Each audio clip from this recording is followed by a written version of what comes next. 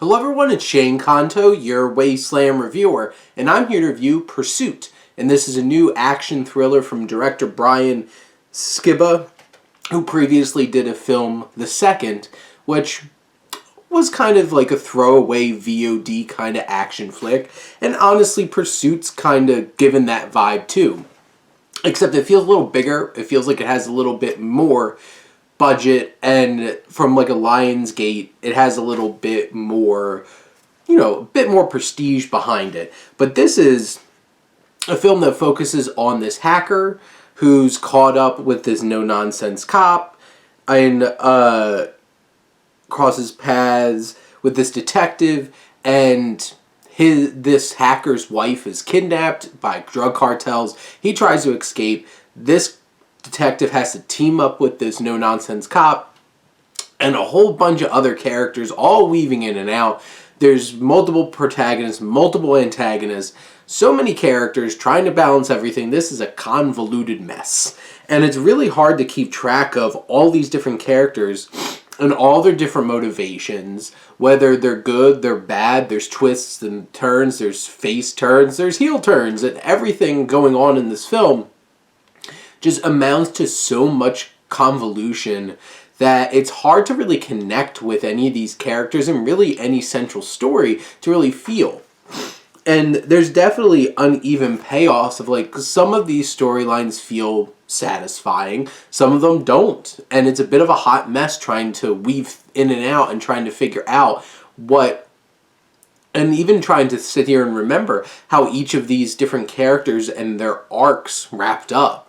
Trying to process all of that. There's definitely some over-the-top fun. There's crazy amounts of slow motion. There's slow motion explosions and like over-the-top fun kind of action flick kind of things. But there's a lot of weird tonal issues because there's also moments where like a camera's panning over and showing a bunch of dead children. And you're just like, I think this got a little heavy. And it's shocking, and that those tonal shifts don't feel well played out. And most of the cast is fine, but like you have Emile Hirsch and you have John Cusack, who when they pop up as father and son, you have some fun with them. You can just tell John Cusack's having some fun as this like big bad guy. And basically, they're the main actors that really do stick out in the film that you get to have some particular fun with. And in general, this is a mostly forgettable path. So, like, it feels forgettable because it's just, like, you can't remember everything what went on and really hammer out exactly what happened. So, your only option is just be like,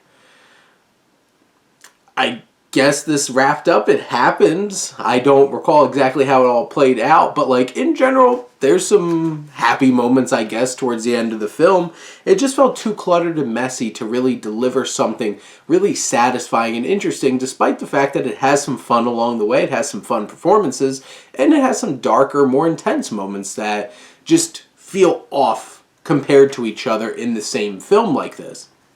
But in the end, I think this film's a bit of a forgettable little action thriller, and I probably want to watch it again, but if you're a big fan of the genre, give this one a try. But those are my thoughts on Pursuit. Let me know what you think, and let's talk some movies. But thank you as always for tuning in and supporting your Wasteland reviewer.